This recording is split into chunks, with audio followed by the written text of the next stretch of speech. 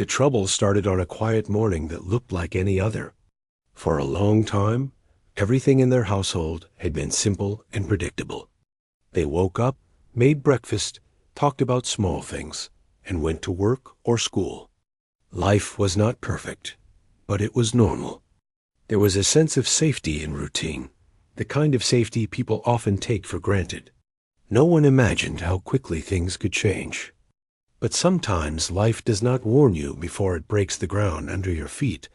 That it began with something small, something that felt like it could be fixed with a few phone calls. A sudden notice, a message from the local office, and a problem that didn't seem too big at first.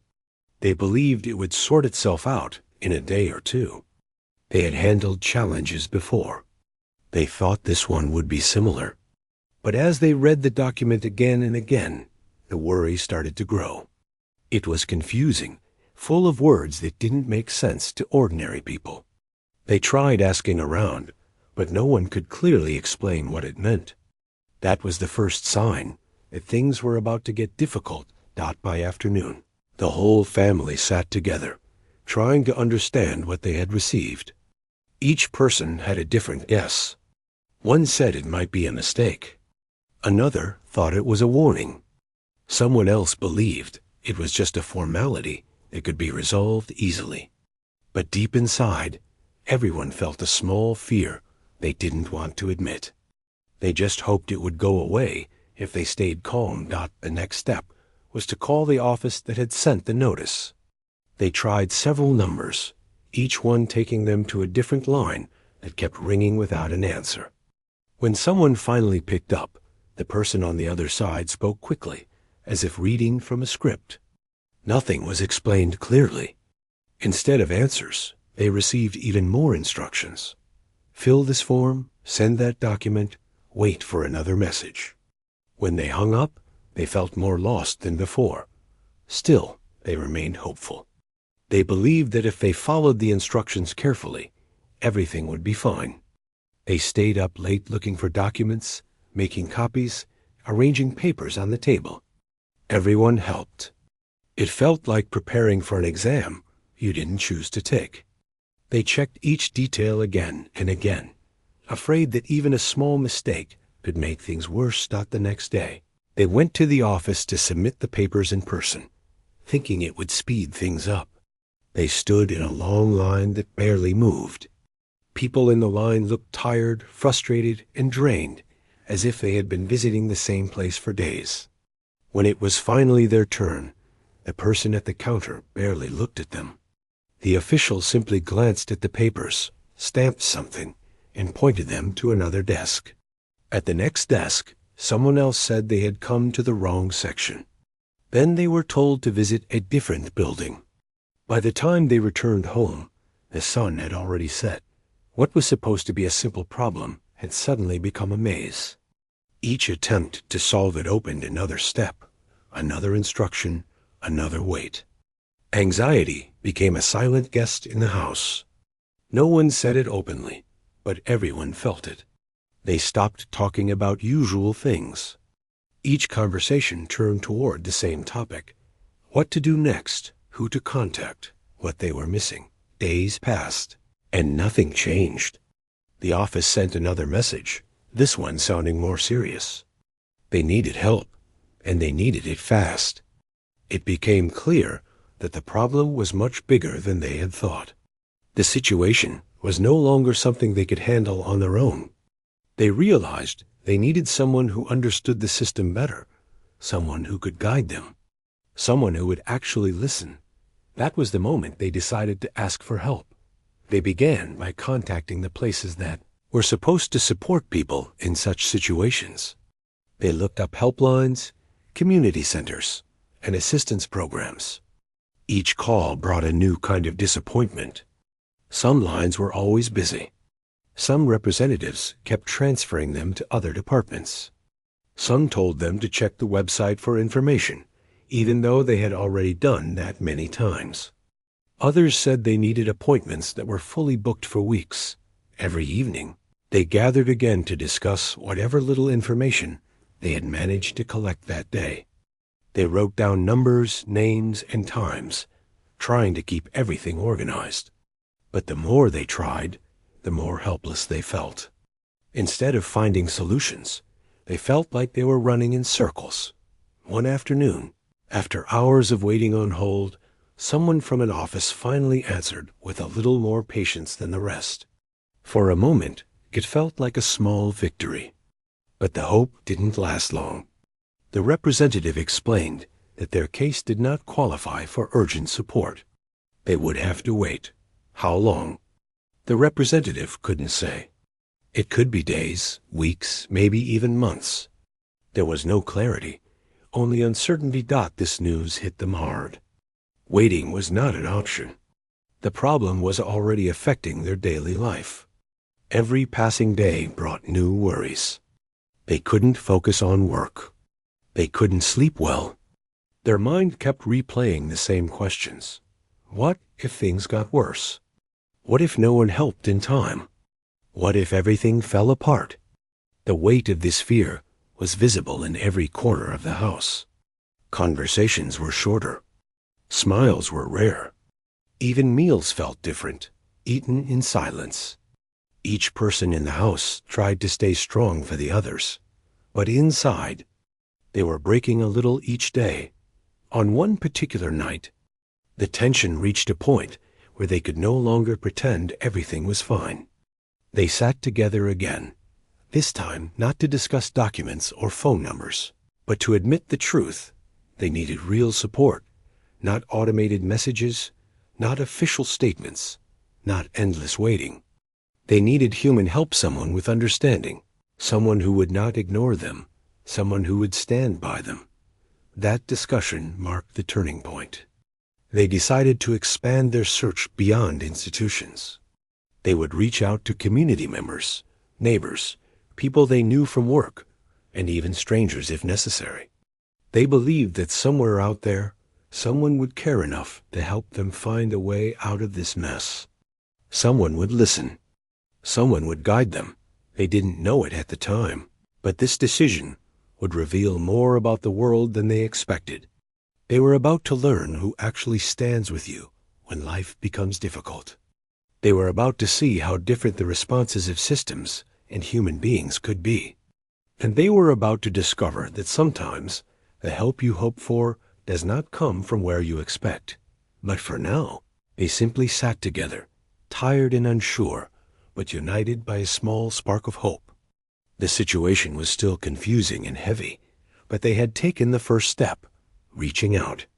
The journey ahead was uncertain, but they were ready to face it because they had no other choice. And so part one ends, where their real struggle begins, the moment they asked for help, unaware of how much this request would show them about the world, about people, and about what true support really looks like. When they finally decided to reach out for help, they believed the worst part was over. They assumed that once they explained everything to the right place, things would begin moving smoothly.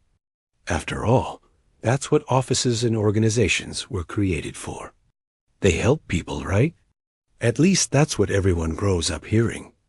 But the reality they stepped into was nothing like the picture they had in mind. The next morning, they prepared everything they needed: documents, identification papers, notes with questions, and even a small list of possible numbers they could call. They sat together one last time before stepping out, giving each other small nods of encouragement. Even though they were nervous, there was still a thin line of hope inside them. Maybe today things would get better. The first stop was the local office. They reached early, hoping they would be among the first in line, but the building was already surrounded by people waiting outside. Some were standing with files in their hands. Some were sitting on steps, looking tired. A few were talking to each other quietly, sharing how long they had been waiting. It was clear that many of them were dealing with their own stressful situations. For a moment, the family understood that they were not alone in facing such difficulties. But that thought did little to ease their anxiety. When the door finally opened, the line started moving slowly. Very slowly. The family waited patiently, inching forward as each person got their turn. The noise inside the office was loud and messy, phones ringing, papers rustling, people asking questions, the sound of footsteps, and the low voices of workers who seemed overworked and distant. When it was finally their turn, they stepped to the counter with hopeful eyes. But the person behind the desk barely looked up. They explained their problem carefully, trying not to miss any detail. The worker nodded, flipped through the documents, typed something on the computer, and then said they needed to go to another department. The family was confused. They had checked the instructions multiple times, and this was the department they were directed to. But there was no point arguing. The worker's face showed no interest in explaining further. So they walked to the other department. Inside that room, the atmosphere felt even more rushed. People walked past them carrying stacks of files. Workers moved from one desk to another, and everyone seemed lost in their own workload. When they finally found the right counter, another official looked at their papers and said they had to fill a different form first. The family asked where to get the form, and the official pointed toward a table where a pile of sheets was kept. As they picked one up, they saw it was printed in complicated language, filled with terms only an expert could understand. Still, they tried. They sat on a bench and attempted to fill it out, but every line raised a new question. They asked someone nearby for help, and the person tried, but couldn't understand it either. After struggling for nearly half an hour, they returned to the counter and asked if someone could explain the form to them. The official sighed, took the paper, and explained it in a few quick sentences that made little sense. Before they could ask again, the official waved them aside to attend to another person. It was only the first office of the day, and they were already feeling defeated. They moved to the next place mentioned in the notice, believing it would offer clearer guidance. But there, too, they faced the same pattern-long lines, confused faces, employees who seemed to be working on autopilot, and more forms that needed to be filled out. At one counter, a worker told them their case was not urgent. At another, they were asked to return after 2 weeks. Someone else suggested they try calling a supervisor, but didn't give any direct number. By afternoon, they were exhausted. They sat on a bench outside the last building they visited, staring at each other quietly. It wasn't just the physical tiredness. It was the feeling of being pushed from one place to another with no real answers. They had walked the entire day, hoping to find at least one person who would listen properly, someone who would try to understand what they were going through. But so far, every door they knocked on had pushed them further away. Still, they refused to give up. They decided to try calling different helplines. Sitting together with one phone on speaker mode, they dialed one number after another. Sometimes the phone rang endlessly. Sometimes an automated voice asked them to press this number or select that option. Sometimes they managed to reach a real person, but the conversation always ended in the same way: another referral, another number, another website link. They wrote everything down, but none of it felt helpful. They tried contacting a community support center next. The person who answered sounded polite, but after listening to their situation, they said they didn't handle that kind of issue. They suggested another service center. When they called the service center, the person there said they needed a scheduled appointment. The next available slot was 3 weeks later. 3 weeks? They couldn't wait 3 weeks.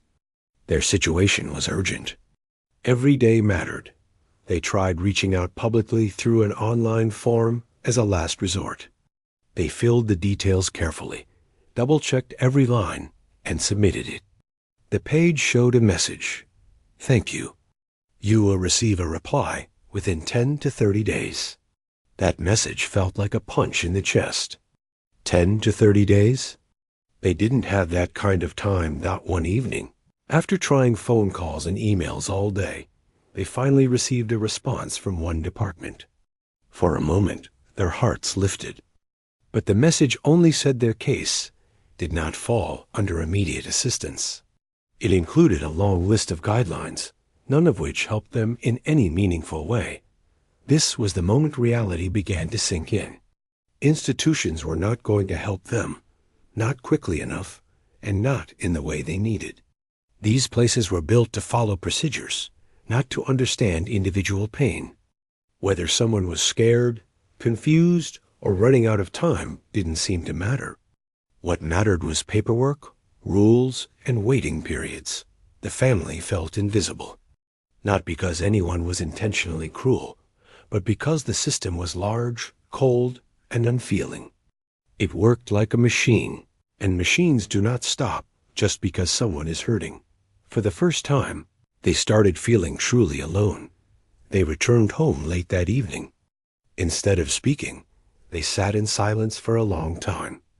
They tried not to let the younger ones see how stressed the adults were, but the worry was visible in everyone's eyes.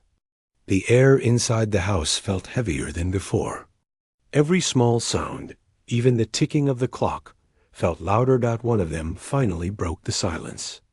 They said what everyone else had been thinking deep inside. If the places meant to help us won't listen, then who will? No one had an answer, but despite the hopelessness, they were not ready to stop trying. They talked again about what they could do next. Maybe they could try reaching someone in the local community.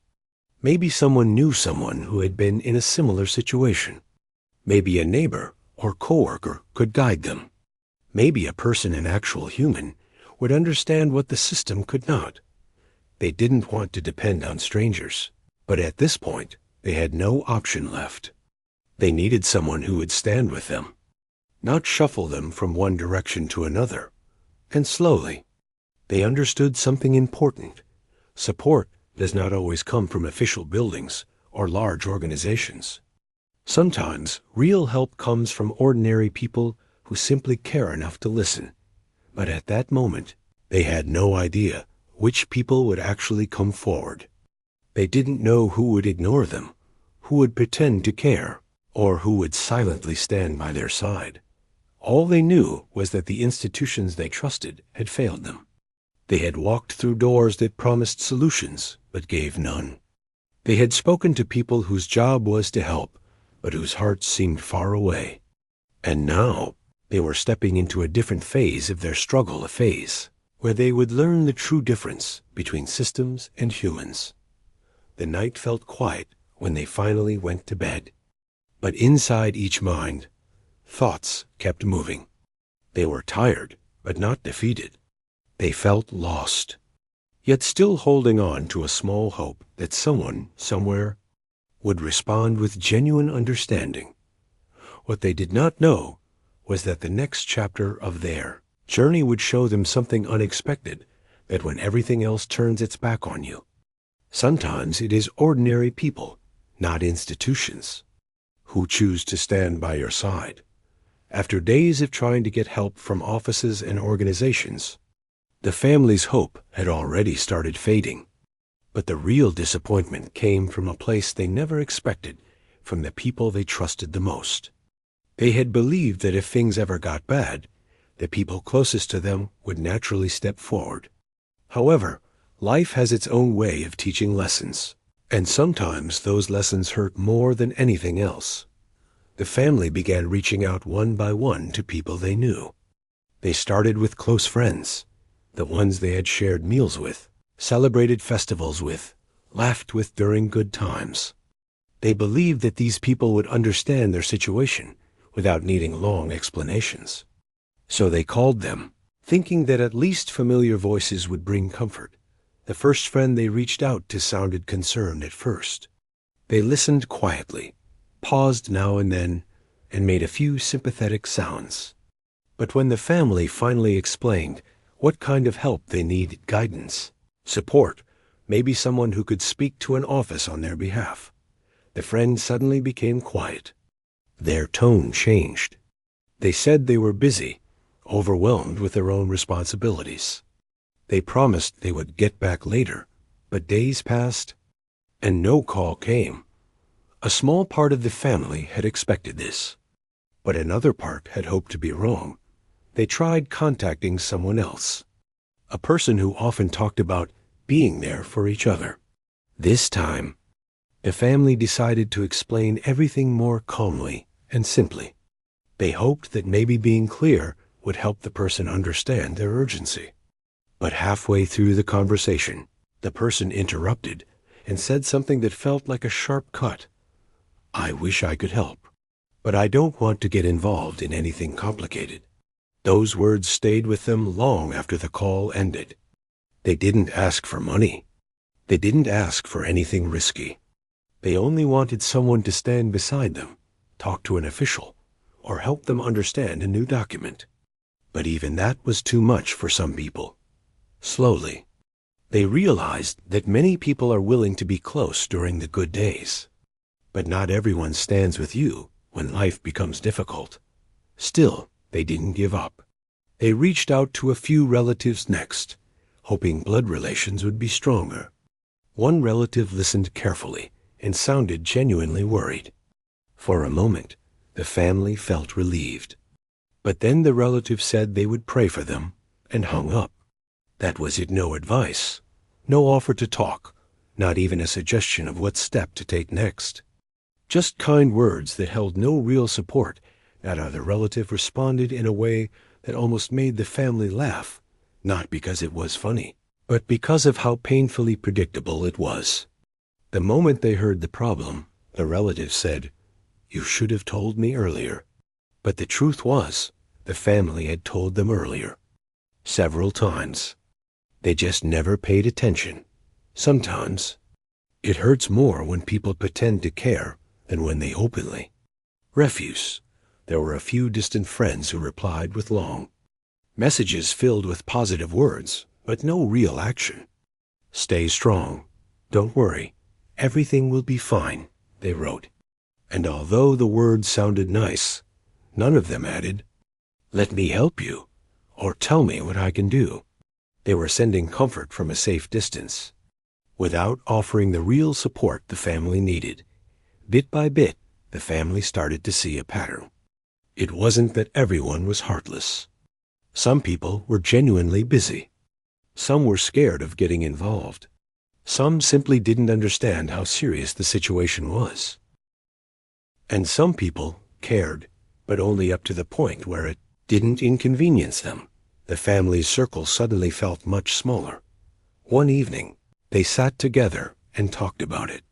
Each person shared their experience from that day, the calls they made, the excuses they heard, and the silence they received in return. Some friends didn't even pick up the call, even though they were active online. A few replied hours later with a simple, "I'll talk to you later." That never happened. One of the younger family members said something quietly, almost in a whisper, "Maybe people only stay until life is easy." No one replied to that, because deep down, they all felt the same. But even though they were hurt, they were not angry. They were disappointed, sure, but they understood something important. Not everyone has the strength to help during difficult times. Some people fear responsibility. Some don't want to be connected to someone else's problems. And some think offering emotional support is enough. The family learned that expecting too much from others only leads to heartbreak. Still, they kept trying. They made a list of more people they could talk to: neighbors, old acquaintances, even coworkers. They hoped at least one person would show genuine concern. They started with a neighbor they had known for years, someone they had shared countless cups of tea with. The neighbor listened patiently, but then said they had never dealt with anything like this and didn't want to say anything wrong. They suggested the family should talk to professionals, unaware that the professionals were the ones who had turned them away again and again. Another person they contacted said they were traveling, even though the family had seen them earlier in the day at the local market. It wasn't the lie that hurt, but the fear behind it, the fear of involvement. The family then reached out to someone from work, thinking that maybe a coworker could offer advice or know someone who could help. The coworker said they would check with a friend and call back. The family waited the whole evening, then the whole next day. The call never came. Every attempt made the house feel a little heavier. Every unanswered message added a new layer of sadness. They had always believed that people were more helpful than institutions, but now they were beginning to doubt even that dot one night. The eldest member of the family finally spoke up after dinner. Their voice was calm, but the pain was clear. We can't force anyone to help us. Everyone shows their true side during difficult times. The room went silent. It wasn't an angry statement, it was a truth. They all had just learned. What made it even harder was that they remembered all the times they had helped others in the past. They had never asked for anything big, just kindness in return. They had been there for people during sickness, job troubles, and emotional struggles. They had opened their doors, shared meals, offered rides, stayed up late talking, and never refused help when someone needed it. But now, when they needed the same in return, most people were nowhere to be found. It was a bitter realization, but it also taught them something valuable. Help is never guaranteed, even from the people you expect it from. However, something else happened during this time, something subtle that they didn't understand at first. The disappointment made them stronger. The more doors that closed, the more determined they became to find the one door that would open. They didn't want pity. They wanted someone who actually cared. Someone who understood that sometimes listening and guiding is more valuable than anything else. They may have felt abandoned, but they didn't stop believing that somewhere someone would step forward, and deep inside their hearts, they still hoped that the world wasn't as cold as it had seemed these past few days. They hoped that somewhere out there was a person with enough empathy to say, "Tell me what you need. I'm here." This belief kept them going. Even after being let down again and again, they continued searching. They decided to reach out beyond their usual circle. They would talk to people they barely interacted with, people who might understand simply because they had faced similar struggles. Sometimes strangers become better listeners than friends. The next phase of their journey was about to begin, a phase where they would stop expecting help from those who had already shown they wouldn't step forward, and instead look toward new faces, new possibilities. They didn't know it yet, but they were just one step away from meeting the people who would truly make a difference. People who had no obligation, no responsibility, but who would still choose to stand with them. Because sometimes the greatest help comes not from those closest to you, but from those who know the value of being human. And that part of their story was about to unfold next. After days of disappointment, the family had almost accepted that they were on their own. They had tried every official path they could think of. They had reached out to people they trusted. They had waited, explained, emailed, called, begged, and hoped. But nothing changed. It felt as if the whole world had turned its back on them at the same time. But life has a strange way of surprising people. Sometimes help comes from the last place you expect. Sometimes the people you never imagined would care end up doing more for you than those you counted on for years. And this was exactly what the family was about to experience. It started with something very small, almost unnoticeable. One morning, one of the family members stepped outside to take a short walk and clear their mind. Their head felt heavy with stress, and their eyes were tired from lack of sleep. The street outside looked normal, almost too normal, compared to the storm that was happening inside their home. While walking, they passed by a neighbor they usually greeted with nothing more than a polite smile. They had never talked much beyond that, but that morning, the neighbor paused and looked at them more carefully. Maybe they saw the stress written on their face. Maybe they sensed something was wrong.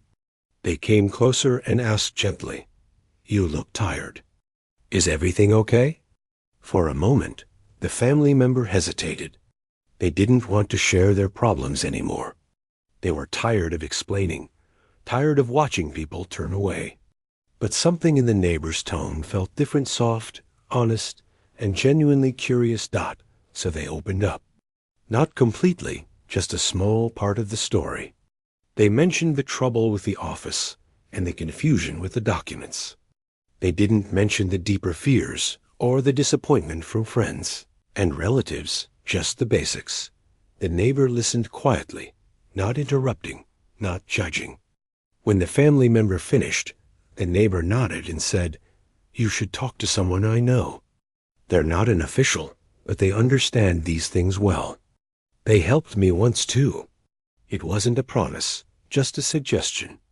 But it was enough to spark a little hope. Later that day, the family met the person the neighbor mentioned. They expected another short, rushed conversation, maybe just a few tips. But instead, they found someone who actually sat down with them, looked at each paper carefully, and asked questions that made sense. This person didn't act like they were too busy. They didn't treat the family like a burden. They treated them like human beings who were going through something difficult. They spent almost an hour together. The person explained what each document meant, what mistakes were common, and which steps were actually important. They even made a small list of things the family should fix first. Before they left, they said, "If you need help again, come back. Don't hesitate." It felt strange to receive so much kindness from someone who barely knew them. But it also felt comforting, like a small light turning on in a dark room. The next day, something else happened. One of the younger family members had mentioned their trouble to someone at work during lunch break. They didn't go into too much detail, but the coworker could sense the stress. Later that afternoon, the coworker came over quietly and said, "I know someone who deals with these types of cases. They're not in the government, but they help people understand the process. If you want, I can connect you." Again, it wasn't someone they expected. They weren't even close to this coworker. They had barely spoken outside of work tasks. But the coworker still chose to help, not because they had to, but because they wanted to. The family agreed, and the coworker made the connection. When they spoke to this new person, they were surprised by how patient and warm the conversation was. The person didn't rush them. They didn't speak in complicated language. They explained things in a way anyone could understand. They even shared a few personal stories of people who had gone through similar struggles and found a way out. Listening to those stories made the family feel less alone. That night, for the first time in many days, the mood in the house felt lighter. It wasn't happiness. No, the problem wasn't solved yet. But there was a feeling of being supported, even if just a little. A feeling that someone out there cared. And soon, more people started appearing in their lives in unexpected ways. One evening, when the family went to a local store, the owner, a quiet person who usually stayed behind the counter, noticed that they looked stressed. He asked politely if everything was fine. Normally, the family wouldn't share personal things with someone they only saw during shopping. But something made them open up a bit. To their surprise, the store owner knew someone who worked as a guide for people dealing with complicated paperwork situations. They offered to share the contact. They didn't make it sound like a big gesture. They simply said, "Maybe this will help. Sometimes these things are confusing." Every small act mattered. Every person who showed kindness, no matter how simple, added a little more strength back into the family's hearts. But one of the most touching moments came a few days later. The youngest member of the family had been quiet during most of the process. They didn't fully understand everything, but they could see the stress around them. At school, they had spoken to a classmate not about the paperwork, but about feeling worried at home. The classmate mentioned this to their parent, who later approached the family. The parent said, "I don't know your full situation, but if you ever need someone to look after the child when you have to go to offices, you can leave them with us for a few hours. We're nearby." The offer was simple, but it meant so much. Because handling difficult situations is even harder when you have no space to breathe. This small gesture gave the family room to take care of things without worrying about the youngest one feeling stressed. Kindness seemed to come from the most unexpected directions. The family started realizing something important. Humans, real humans, not offices or systems, were stepping forward. People who had no duty toward them were choosing to help anyway. They weren't asking for anything in return. They weren't pretending. Their actions were small, but full of genuine care. One weekend, when the family visited the helpful neighbor again, the neighbor invited them inside and offered tea. This time, the conversation felt easier. The neighbor talked about their own past struggles, times when they had felt helpless, times when someone else had stepped forward for them. Listening to those stories made the family feel connected. They weren't alone. Their situation wasn't unique. Many ordinary people had faced similar battles and survived because other humans had helped them. The neighbor said something that stayed with the family for a long time. Sometimes the world feels cold, but people are warmer than you think. You just have to find the right ones. The family began to believe that one day, while waiting outside a building where they needed to submit some corrected documents, an elderly person sitting nearby overheard a bit of their conversation. Without hesitation, the elderly person leaned over and said, "These offices can be confusing. Do you want me to check if you filled it correctly? I've done this before." And they did check. They pointed out small mistakes the family hadn't noticed. They even shared simple tricks to deal with officials: how to stay calm, how to explain things clearly, how to avoid misunderstandings. The advice seemed basic, but it made an enormous difference. Every single act of support, from tiny gestures to bigger efforts, created a sense of hope that had been missing for weeks. Slowly, the family began to change too. Instead of feeling ashamed or afraid to ask for help, they started to understand that humans are meant to support each other, that asking for help isn't a sign of weakness. It's a sign of trust. Also realized something deeper. The people who helped them were not always the loudest or the closest. They weren't the ones who made big promises. They were the quiet ones, the humble ones, the ones who didn't talk much but acted with kindness. They chose to stand with the family simply because they believed it was the right thing to do. And with their help, even though the problem still wasn't fully solved, the family finally felt strong again. They felt guided. They felt seen. They felt human. More than anything, they understood that when official places failed them, it was ordinary people who stepped forward. People with feelings. People with empathy. People who didn't need to be asked twice. People who didn't look for excuses. People who simply cared. They didn't know it yet, but the support they were receiving was about to lead them to a turning point that would change the entire direction of their struggle. And that moment was coming soon. When the small group of people stepped forward to help, it felt like the first bit of sunlight after weeks of darkness. Their support didn't magically solve everything overnight, but it gave the family something far more important: hope. And hope, once it arrives, begins to change the way a person sees the world. The family woke up the next morning feeling a little different than before. They still didn't know how things would turn out, but for the first time in a long time, they felt like maybe they had a chance. The mother sat quietly at the table with a notebook, writing down things they needed to take care of next. Her hands were still tired, but they didn't shake as much as before. The father stepped out to meet the neighbor who had promised to help speak to some people on their behalf. And the narrator sat with their younger siblings, trying to distract them with stories so they wouldn't worry too much. Throughout that day, people kept checking in. A man from down the lane stopped by with a grocery bag and said he thought they might need a little extra food. He didn't stay long, didn't ask for details, didn't make them feel like they owed him explanations. He simply smiled and said, "Take care of yourselves." His kindness felt gentle, almost quiet, but it had a huge impact. An elderly lady who lived a few streets away visited.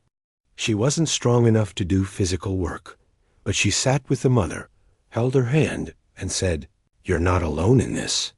Sometimes words heal more than anything else, and her voice was calm, like someone who had lived through many storms and survived each one. Just hearing her speak brought a strange comfort to the entire room. The father returned in the afternoon with a little good news. The neighbor who had offered to help had spoken to someone who understood their situation and was willing to guide them through the paperwork that had been blocking them for so long. It wasn't a guarantee, but it was progress. And progress was something they hadn't felt in a long time. That evening, everyone gathered in the small living room, and even though the lights were dim and the air felt heavy, there was something warm about sitting together. For the first time, the conversation wasn't only about fear or disappointment. It was about what they needed to do next, who they needed to meet, what forms they needed to fill. They talked about steps instead of obstacles, and that simple shift changed the energy in the room. The next few days were busy. They traveled around the area meeting people who had offered help.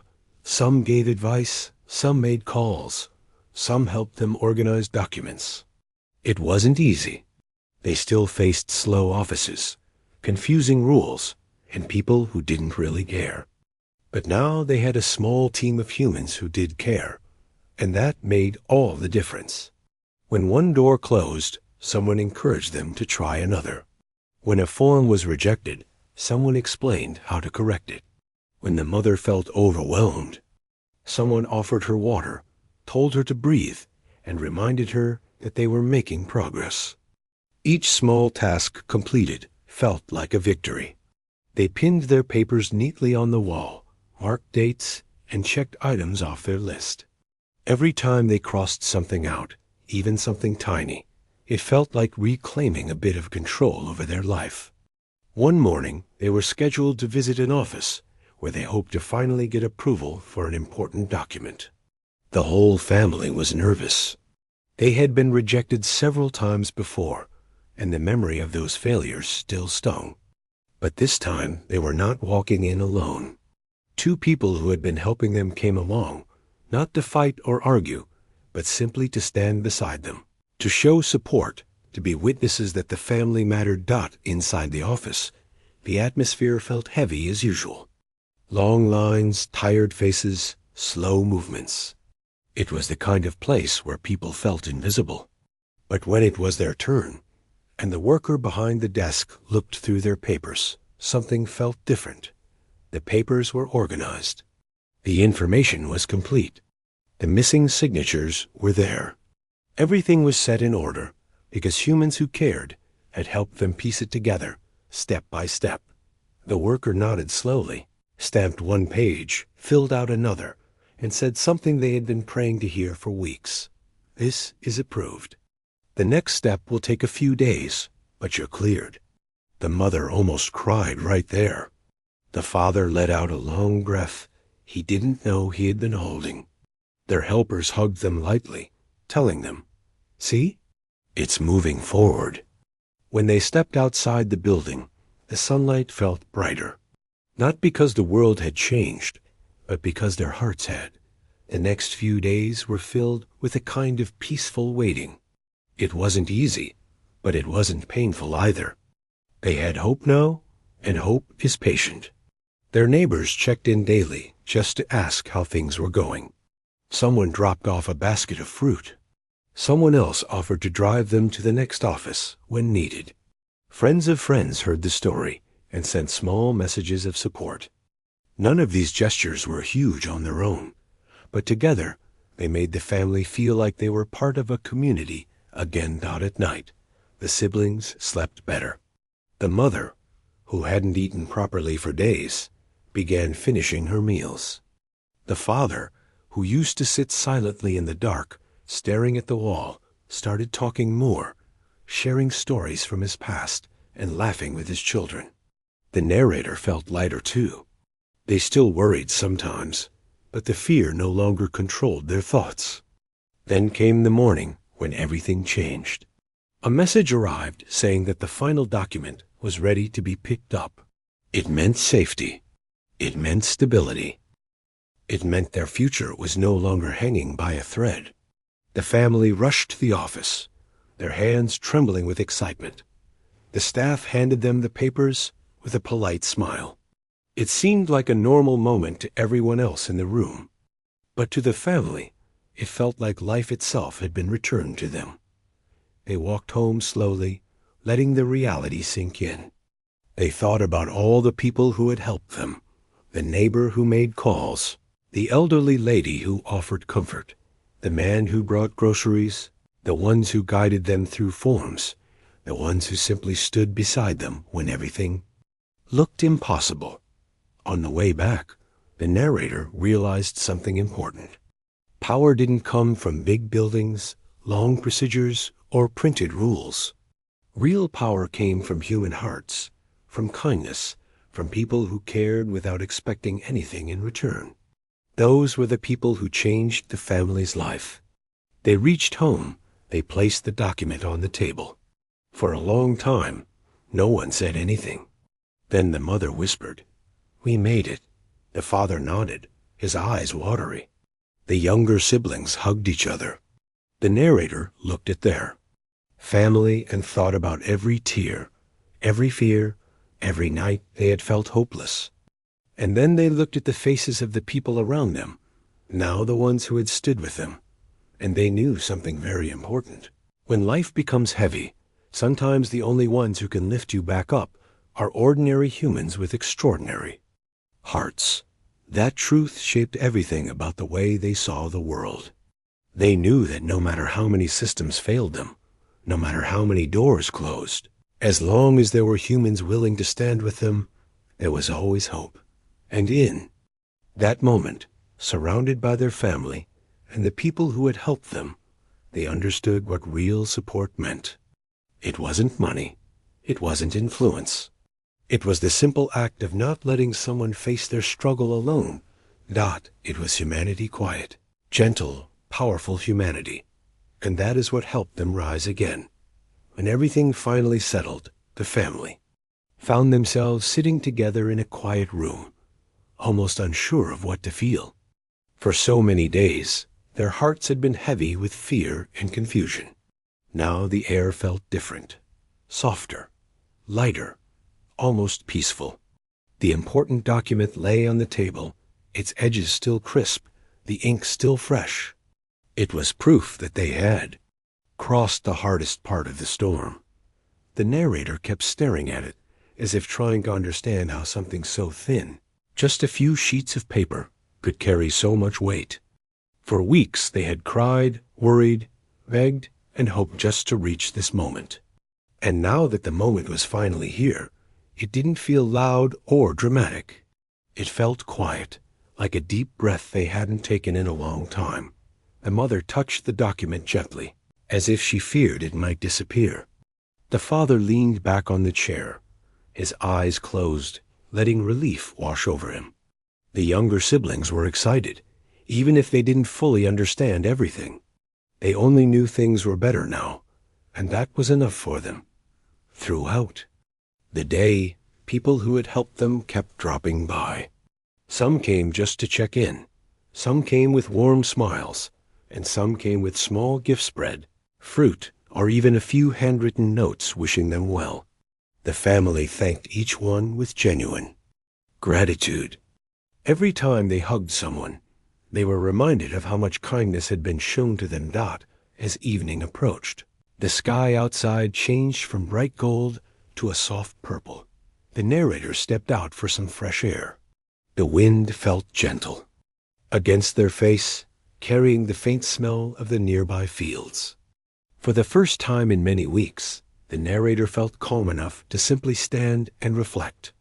They thought about everything that had happened, the long lines at offices, the unanswered calls, the nights filled with worry, and the countless moments where they almost lost hope. They also thought about the people who had stood beside them. Ordinary people. People who had their own problems, their own lives, their own responsibilities. Yet they chose to help. They chose to show compassion. They chose to stay when everyone else had walked away. That realization created a warm feeling. In the narrator's chest one, it made them understand something important. Humans were capable of great kindness, even when the world felt harsh.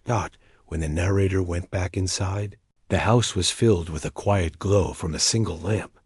On the table, the father was helping the younger siblings with a simple drawing game, making them laugh with silly shapes. The mother was preparing tea, humming softly to herself. It was a normal scene, the kind they hadn't enjoyed in a long time. And that normal moment felt like a blessing. Later that night, after everyone finished tea, they sat together on the living room floor. They didn't plan to have a deep conversation, but sometimes the most meaningful moments happen naturally. The mother spoke first. She said she didn't know how they survived the last few weeks, but she was grateful to every person who helped them. The father nodded and said that he had learned something very important, that people are stronger when they stand together, and weaker when they rely only on systems. The narrator listened carefully, letting every word sink in. They wanted to say something too, but they didn't rush. They waited until their thoughts became clear. Then they began speaking softly, sharing how the hardest part of the entire experience wasn't the struggle itself, but the loneliness. They talked about how it felt when doors were closed on them, when messages were ignored, when people they trusted silent. But they also shared how everything changed the moment a few humans stepped forward and offered their support. Siblings listened with wide eyes, absorbing every sentence. Perhaps they were too young to understand everything, but they could sense the emotion in the room. They could feel the weight of the words. They knew something important had happened. When the conversation ended, everyone sat quietly for a while. It wasn't an uncomfortable silence. It was the kind of silence that comes after a storm, when the world feels new again. The narrator looked around at their family and felt a warm ache in their chest, an ache made of relief, love, and gratitude. Over the next few days, life slowly returned to normal. The father started planning his work again. The mother reorganized the house, cleaning every corner as if wiping away the memories of sadness. The siblings played outside more often, running freely with laughter. And the narrator kept observing everything with a deep sense of appreciation. The people who helped didn't disappear either. They still visited sometimes, asking, "How are things now?" Or, "Do you need anything?" Their presence no longer came with worry, it came with friendship. The family realized that the crisis had brought them closer to some of the kindest humans they had ever known. One afternoon, the narrator walked to a nearby hill where the view of the town was clear. They sat on a rock and let their thoughts flow freely. They remembered the title of this story, the words that described their journey. When they had requested help, almost everyone they expected support from had remained silent. Institutions made promises but didn't act.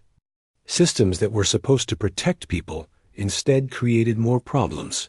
But humans, ordinary, everyday humans, had chosen to stand with them. That truth felt powerful. It made the narrator look at life differently. They realized the world wasn't perfect and never would be. Systems would fail. Rules would change. Offices would slow down. Sometimes even friends would stay silent. But as long as there were humans with kind hearts, the world would always have light. The narrator closed their eyes and smiled.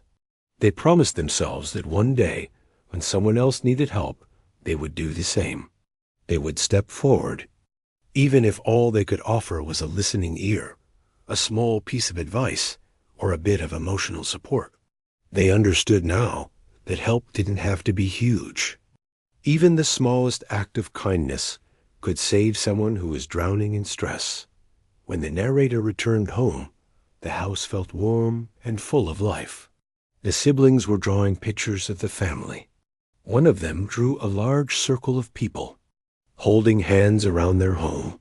The narrator asked, "Who are all these people?" The child replied, "They're the ones who helped us. They're part of our family now." That simple answer touched the narrator deeply, because that was exactly how it felt. Every person who helped didn't just change their situation. They became part of their story, part of their strength, part of their journey forward. As night fell, the family gathered outside to enjoy the cool breeze. They didn't need to talk much. Just being together was enough. The stars above looked clearer than usual, like tiny lamps placed gently in the sky. The narrator knew this chapter of their life would stay with them forever. And when they thought about how to describe it, only one thing came to mind. When they were at their weakest, it wasn't institutions or systems or rules that came to save them. It was humans. Humans with simple hearts, simple words, simple intentions, but extraordinary kindness. That is what gave the family their life back. And that is what they would remember forever.